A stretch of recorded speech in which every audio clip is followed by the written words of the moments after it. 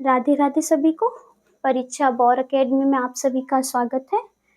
तो हम पढ़ रहे हैं अपनी एमपी पीआरटी और टीजीटी की थ्योरी। एमपी पीआरटी और टीजीटी का पाठ्यक्रम सब्जेक्ट हमारा है जो कि हम पढ़ रहे हैं म्यूजिक की थ्योरी। ठीक है, तो आज हम पढ़ेंगे अपना एक न्यू टॉपिक। तो चलिए शुरू करते हैं हम अपनी क्लास। टॉपिक का नाम क्या है? तो आज हमारा न्यू टॉपिक है राग। हमने पिछली क्लास में थाट पढ़ा था। आज हम राग को समझते हैं कि राग किसे कहते हैं। तो परिभाषा लिखेंगे पहले हम अपने राग की। हेडिंग डालेंगे परिभाषा। ठीक है, तो राग किसे कहते हैं? तो स्वरों की विशेष नियमों जो स्वरों की विशेष नियमों से युक्त और चित्त प्रसन्न करने वाली रचना राग कहलाती है। तो परिभाषा क्या है हमारी? स्वरों की विशेष नियमों से युक्त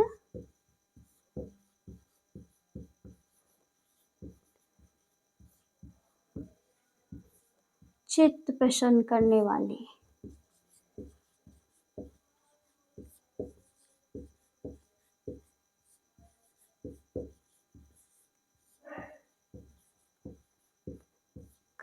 रचना को हम क्या कहते हैं? तो राग कहते हैं। ठीक है, इतना लिखिए आप। परिभाषा क्या है हमारी? तो स्वरों की विशेष नियमों से चित्त प्रसन्न करने वाली रचना को राग कहते हैं। तो जो हमारा राग है वो क्या है? तो वो हमारा स्वरों का वह समूह है, यानी वर्ड का लिख लीजिए। तो राग स्वर कॉमा वर्ड दोनों ही लिख लेते हैं।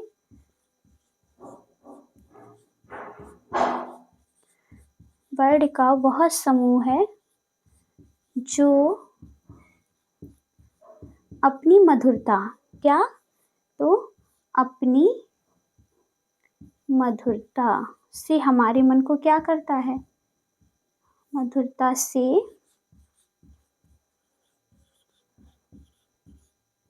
हमारे मन को रंजकता प्रदान करता है। तो रंजकता प्रदान करता है।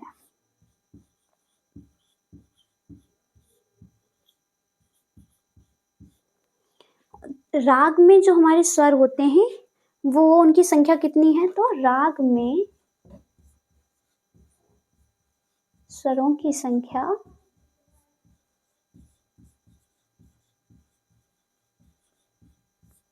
5, 6 और 7 भी हो सकती है। तो हमारे राग में स्वरों की संख्या कितनी हो सकती है? तो 5, 6 और 7 हो सकती है, लेकिन कम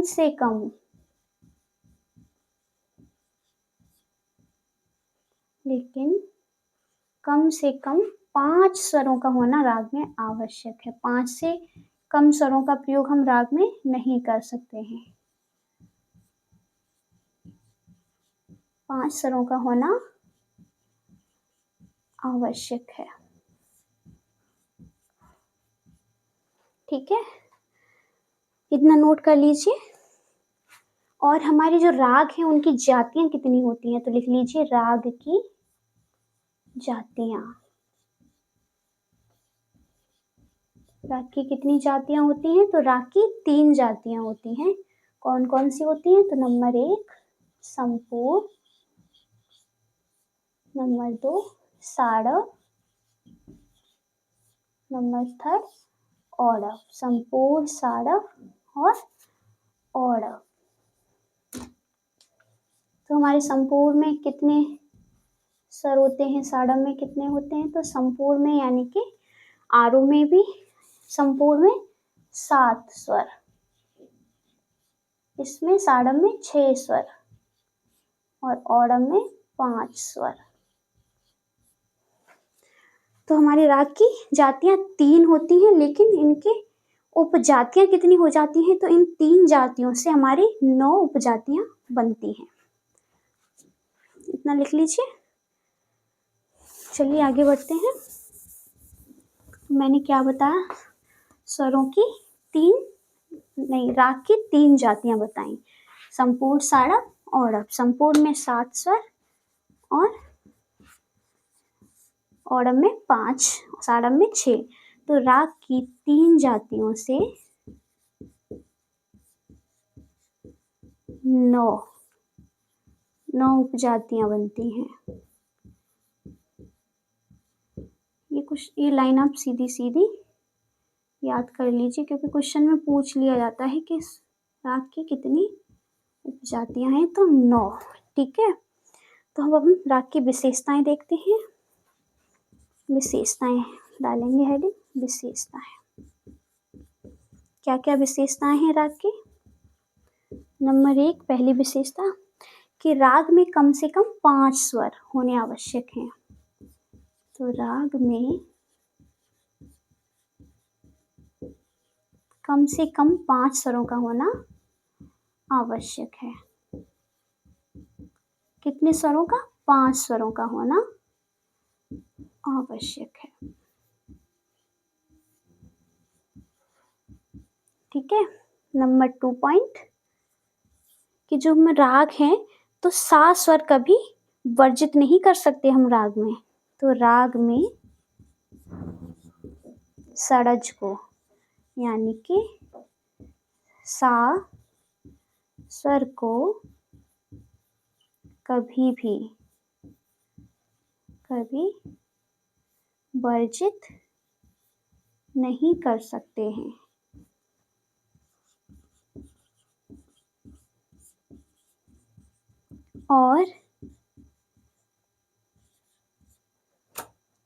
और मध्यम और पंचम यानी कि माँ और पा को भी, ठीक है, एक साथ वर्जित नहीं कर सकते हैं।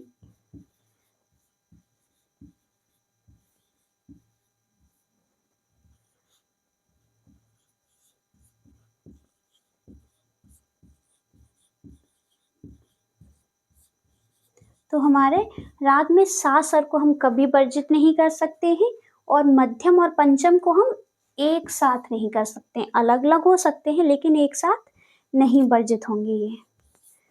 ठीक है। नंबर 3 पॉइंट लिखेंगे कि राग में बादी संवादी स्वरों का होना आवश्यक है। राग में तीसरी विशेषता क्या है? बादी। राग में बादी संवादी स्वरों का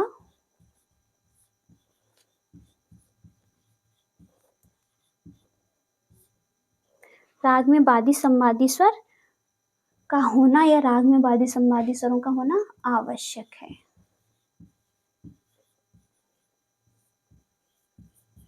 ठीक है। नंबर 4 पॉइंट लिखेंगे कि राग में आरोह और अवरोह दोनों का होना अनिवार्य है। नंबर 4, राग में थाट में हमारा केवल आरोह था, लेकिन हमारा राग में आरोह अवरोह दोनों का होना अनिवार्य है।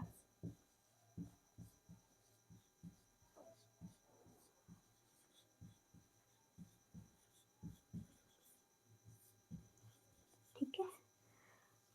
5 पॉइंट तो हमारा जो सा स्वर था वो हमारा कभी वर्जित नहीं होता, क्योंकि सा स्वर क्या है, हमारे भारतीय संगीत पद्धति में आधार स्वर माना जाता है। तो हमारा क्या है, तो भारतीय संगीत पद्धति में सा स्वर को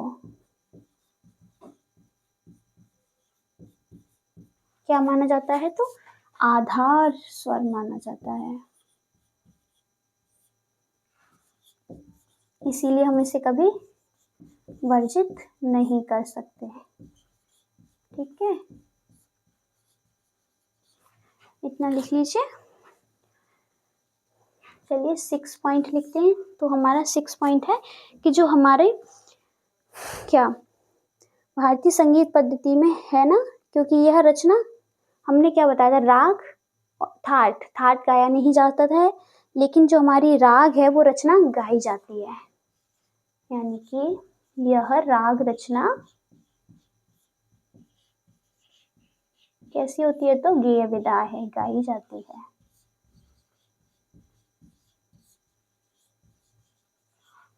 ठीक है, इतना नोट कर लीजिए, लिख लीजिए, फिर मैं इसको क्लीन करूं। तो चलिए आगे बढ़ते हैं।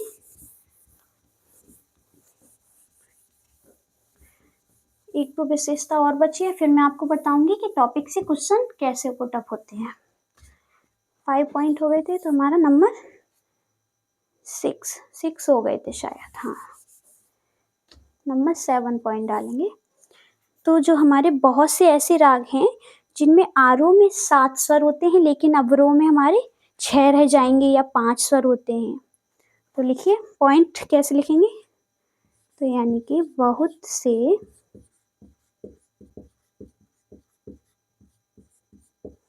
ऐसे राग हैं जिसके आरोह में कितने, तो आरोह में 7 स्वर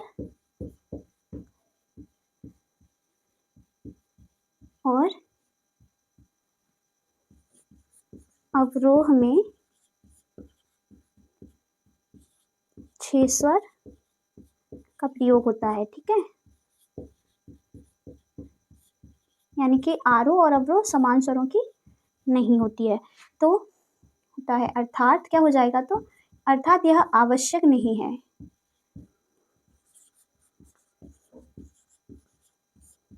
अर्थात यह आवश्यक नहीं है कि जो स्वर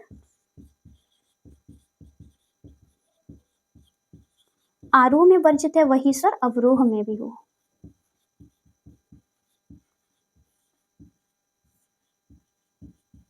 जो स्वर आरोह में वर्जित हो वह स्वर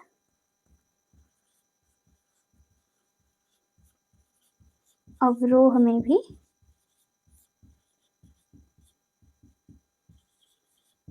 वर्जित माना जाए। ठीक है, तो यह आवश्यक नहीं है कि जैसे कि हमारे 7 स्वर यानी कि संपूर्ण जाति और 6 स्वर यानी कि साड़प जाति, तो जो स्वर हमने आरोह में वर्जित किया है तो वही स्वर हमारा अवरोह में भी वर्जित हो। विशेषताएं नोट कर लीजिए, फिर मैं आपको क्वेश्चंस बताती हूँ कैसे पुटअप होते हैं। लिख लिया होगा, तो जैसे कि क्वेश्चंस पूछ लिए जाएंगे इस टॉपिक से कि राग कैसी विधा है, राग कैसी विधा है, तो मैंने आपको क्या बताया, राग हमारी गेय विधा है, यानी कि गाए जाते हैं राग है। और जैसे कि आपसे क्वेश्चंस पूछ लिया जाए कि राग की कितनी जातियां हैं, राग की जातियां हैं, तो कितनी जातियां मैंने आपको बताई, 3 जातियां हैं। और अगर उपजातियां पूछ ले तो कितनी है, 9 उपजातियां हैं।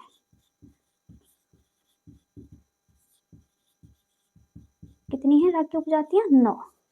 ठीक है, क्वेश्चन जैसे पूछ ले कि राग में